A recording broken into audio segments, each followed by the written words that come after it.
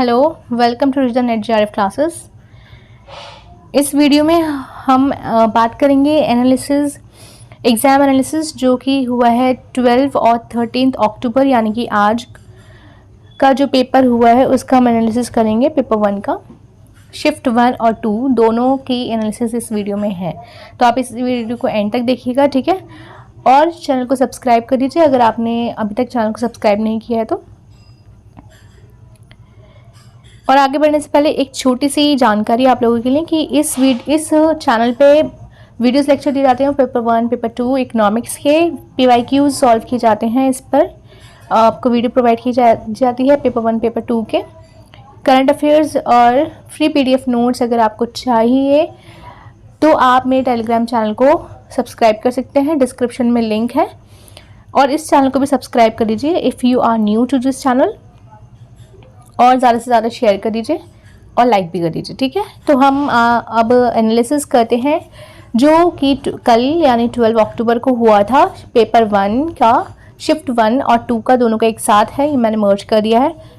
यहाँ पे जो भी मुझे पता चलता है लोगों से वो मैं इस वीडियो में आपको इस वीडियो के थ्रू जानकारी दे देती हूँ। अगर कुछ नया जो है आप लोगों ने अटेम्प्ट किया होगा कल का पेपर या आज का पेपर, तो आप कमेंट में बता सकते हैं।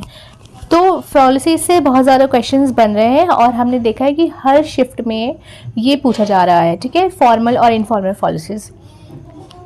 और असर्शन रीज़न जो है वो बहुत ही इम्पॉर्टेंट होता है किसी भी एग्जामिनेशन के लिए, और UGC में तो हमेशा से ही ये पूछा जाता है, ठीक है। असर्शन रीज़न जो कि लोगों को टफ भी लगता है थोड़ा, कि एक स्टेटमेंट 1, स्टेटमेंट 2 या फिर असर्शन रीज़न दे देते हैं, तो उसमें बताना होता है कि which one is true, which one is false, और कौन सा किसका करेक्ट एक्सप्लेनेशन है अगर वो ऑप्शन में होते हैं तो, ठीक है। तो अगर आप लोगों को इसमें कोई कन्फ्यूजन होती है सॉल्व करने में तो आप मेरी वीडियोस देख सकते हैं, उसमें मैंने ये ट्रिक बताई है, तो उसका जो लिंक है वो आई बटन में भी और डिस्क्रिप्शन में भी, दोनों में मिल जाएगा, ठीक है। और स्पीड डिस्टेंस से क्वेश्चन आए थे मैथमेटिकल रीजनिंग में, स्पीड और डिस्टेंस से आते ही हैं। शिकागो MLA स्टाइल पूछा गया है। स्वयं की फुल फॉर्म पूछी गई है, तो स्वयं की फुल फॉर्म जिनको नहीं पता है मैं बता देती हूँ। Study web of active learning, study web of active learning for, Y से हो गया यंग और A से हो गया एस्पायरिंग, ठीक है, और M से हो गया माइंड, ठीक। Study web of active learning for young aspiring minds, तो ये स्वयं की फुल फॉर्म है, ठीक है। जितनी भी एनालिसिस अभी तक मैंने किए हैं तो उसमें ये देखा गया है कि स्वयं और स्वयं प्रभा से बहुत ही ज़्यादा पूछा जा रहा है, या तो फुल फॉर्म पूछी जा रही है या फिर उससे रिलेटेड कोई भी आपको कंटेंट दे देते हैं, उसमें आपको ये बताना होता है कि ये इससे रिलेटेड है कि नहीं है, या फिर क्वाड्रेंट्स पूछे जा रहे हैं, मूक से भी पूछा जा रहा है, ठीक है। तो ये बहुत क्या हो जाते हैं, ये क्रूशियल टॉपिक हो जाते हैं एग्जामिनेशन के लिए, ठीक है। तो आप लोगों को इसको अच्छे से करना है। सस्टेनेबल डेवलपमेंट भी बहुत इम्पॉर्टेंट है यहाँ पे। सस्टेनेबल डेवलपमेंट और मिलेनियम डेवलपमेंट गोल्स, ये भी पिछले जो मैंने किया था एनालिसिस उसमें था, ठीक है। सस्टेनेबल डेवलपमेंट भी पूछा जा रहा है, तो सब देखना है कितने गोल्स होते हैं इसके, कब स्टार्ट हुआ, क्या है, कितना इसका टारगेट है, ठीक है। परसेंटेज पे तो था, कुछ क्वेश्चंस है मैथमेटिकल रीजनिंग पे। नल हाइपोथेसिस और अल्टरनेट हाइपोथेसिस से भी पूछा जा रहा है यहाँ पर, रिसर्च में आता है ये। हैजार्डियस वेस्ट, एनवायरनमेंट से हैजार्डियस वेस्ट के ऊपर कोई क्वेश्चन था। NCTE पे कोई क्वेश्चन था। स्मॉग, मिस्ट और स्मोक से, पीपल डेवलपमेंट एनवायरनमेंट से कोई क्वेश्चन था यहाँ पर, ठीक है। NEP देखो, NEP मोस्ट रिपीटेड टॉपिक है ये। NEP बहुत ज़्यादा इसको पूछा जा रहा है, नेशनल एजुकेशन पॉलिसी, ठीक। तो ये भी क्रूशियल है, ये भी हाईली एक्सपेक्टेड हो गया, ठीक है, क्योंकि ये आ रहा है तो पूछा जा रहा है। देखो इसी के ही आसपास आएगा। NEP जैसे हो गया, अब कुछ भी पूछ लेंगे इसका, ठीक है। तो इसी के ही अराउंड पूछा जाएगा, ये नहीं कि कुछ आउट ऑफ द बॉक्स पूछ लिया जाए, तो इसी के अराउंड पूछा जाएगा। ये कुछ हमें हिंट मिल जाती है ना, हम एनालिसिस करते हैं कि हमें किस तरीके की तैयारी करनी है, किस पे ज़्यादा फोकस करना है, लास्ट मिनट रिवीजन में हमें किस पे थोड़ा और देख लेते हैं एक्स्ट्रा में, तो वो आपको ये एक हेल्प होती है। ठीक है, रूसा की फुल फॉर्म जिनको नहीं पता है कमेंट में बताइए। नॉन वर्बल कम्युनिकेशन, कम्युनिकेशन से जो है नॉन वर्बल और नॉन वर्बल यानी types of communication. Barriers of communication, barriers भी बहुत ज़्यादा पूछे जा रहे हैं, जितने पीछे हमने एनालिसिस किया ना उसमें बैरियर्स इन कम्युनिकेशन और टाइप्स ऑफ कम्युनिकेशन, ये कम्युनिकेशन में ये ही तो मेन है, तो यही से पूछ लेते हैं। ठीक है, ब्लूम्स टैक्सोनॉमी, इससे भी क्वेश्चन बन रहा है टीचिंग एप्टीट्यूड में। ठीक है, तो टीचिंग एप्टीट्यूड का हम देखा जा रहा है कि टीचिंग एप्टीट्यूड से कम क्वेश्चन पूछे जा रहे हैं। ठीक, ऐसा नहीं है कि सारे ही यूनिट्स को सेम वेटेज दिया जा रहा है, किसी से पूछा भी जा रहा है, किसी से नहीं पूछा जा रहा है। इसमें आप देख सकते हैं एग्जाम एनालिसिस में 12 अक्टूबर में आईसीटी से कोई भी क्वेश्चन नहीं है, यहाँ पे आईसीटी से कोई भी क्वेश्चन नहीं है। ठीक है, तो कहीं से कुछ भी आपसे क्वेश्चन पूछ ले रहे हैं, ज़रूरी नहीं है कि सेम वेटेज हर यूनिट को दिया जा रहा है कि 5 क्वेश्चन इससे, 5 क्वेश्चन इससे, 5 क्वेश्चन इससे, ऐसा नहीं। कहीं से भी कुछ भी 7 to 8 क्वेश्चंस किसी भी एक यूनिट से, 0 क्वेश्चंस किसी भी यूनिट से। ठीक है, ये शिफ्ट 1 शिफ्ट 2 का था 12 अक्टूबर का। अब हम देखते हैं 13 अक्टूबर यानी कि आज का शिफ्ट 1 और शिफ्ट 2 का। तो यहाँ पे PL प्रॉफिट एंड लॉस वाले क्वेश्चन पूछे जा रहे हैं मैथमेटिकल रीजनिंग से, रेशियो, सिंपल इंटरेस्ट। ठीक है, फैलेसी से क्वेश्चन आ रहा है, फॉर्मल एंड इनफॉर्मल फैलेसी।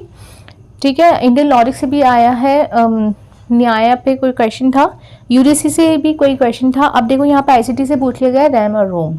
ठीक, अगर आपने मेरी वीडियो नहीं देखी रैम रोम वाली बेसिक आईसीटी कंप्यूटर के बेसिक्स ऑफ कंप्यूटर, मैंने वीडियो बनाई है, उसमें लिंक दे दूँगी आपको, उस पर आप जाके देख लीजिएगा। सब कुछ अच्छे से एक्सप्लेन किया हुआ है, और PYQs भी, आईसीटी के PYQs भी मैंने एक्सप्लेन किए हुए हैं, तो आपके लिए हेल्पफुल होगा, आप उस वीडियो को देख लीजिएगा। ब्लूम्स टैक्सोनॉमी यहाँ पे भी पूछा गया है, नेशनल एजुकेशन पॉलिसी यहाँ भी पूछा गया है, ग्रॉस एनरोलमेंट रेशियो यहाँ भी पूछा गया है। अब ये नहीं पता कि इससे क्या क्वेश्चन बना था, तो इसको आप देख लीजिएगा। इंडियन लॉजिक से क्वेश्चन है, न्याय और ग्रीन हाउस गैसेज, एनवायरमेंटल और पीपल डेवलपमेंट एनवायरमेंट से क्वेश्चन है, और असर्शन रीजन देखो हर शिफ्ट में पूछा जा रहा है, पूछा ही जाता है यूजीसी में ये असर्शन रीजन वाला। स्वयं और स्वयं प्रभा से क्वेश्चन है, फॉर्मेटिव समेटिव इवैल्यूएशन है। देखो फॉर्मेटिव और समेटिव इवैल्यूएशन क्या होता है, फॉर्मेटिव इवैल्यूएशन जो होता है वो थ्रू द सेशन चलता है हमारा, है ना, जैसे बीच बीच में आपके टेस्ट हो गए, तो ये फॉर्मेटिव इवैल्यूएशन होता है, और समेटिव जो होता है वो फाइनल होता है। ठीक, तो समेटिव जो होता है वो final at the end of the session होता है ये, और फॉर्मेटिव थ्रू द सेशन होता है। ठीक है, तो 6 लेवल क्वेश्चंस पूछ लिए गए हैं, ये 6 लेवल क्वेश्चंस। और सोशल रिसर्च, रिसर्च से सोशल रिसर्च पे क्वेश्चन था, सोशल, इसकी स्पेलिंग गलत है, सोशल रिसर्च से क्वेश्चन था। ठीक है, और आगे देखते हैं। Who start women college in Banaras for higher education, किसने स्टार्ट किया था, इससे क्वेश्चन था। तो आप ये मुझे कमेंट में बताएंगे, अगर आप पेपर देना चाहते हैं या आपकी तैयारी हो चुकी है, तो आपने कितनी तैयारी के लिए, तो आपका इससे एक आइडिया हो जाएगा। ठीक है, तो आप ये मुझे कमेंट सेक्शन में बताएंगे कि who start the women college in Banaras for higher education. ठीक, पॉल्यूटेंट से क्वेश्चन था, पॉल्यूटेंट से अभी नहीं पता कि क्या था, शायद कोई रेस्पिरेटरी डिजीज़ किस पॉल्यूटेंट से होती है, इस टाइप का कोई क्वेश्चन था। और कॉग्निटिव डोमेन से था लॉजिकल रीजनिंग एजुकेशन पॉलिसीज़। अच्छा, लॉजिकल रीजनिंग से यहाँ पे क्वेश्चन बना। एजुकेशन पॉलिसीज़ होती हैं वो पोस्ट इंडिपेंडेंस पे मतलब इंडिपेंडेंस के बाद की एजुकेशन पॉलिसीज़ पूछी जा रही हैं। एजुकेशन देखो, एजुकेशन को हम 2 मोड में पढ़ते हैं। ठीक है, 2 होता है इसका, एक तो होता है प्री यानी कि इंडिपेंडेंस से पहले वाला, पोस्ट इंडिपेंडेंस के बाद वाला, कि कितना सुधार आया, कितना इम्प्रूवमेंट आया, कितना एजुकेशन फील्ड में कितना ज़्यादा डेवलपमेंट हुआ। ठीक है, डेवलपमेंट हुआ, उस सब को हम पढ़ते हैं। ठीक है, कितनी कमीशंस आई, ये सब तो इम्पॉर्टेंट हो जाता है। स्क्वायर ऑफ ऑपोजिशन पूछा गया।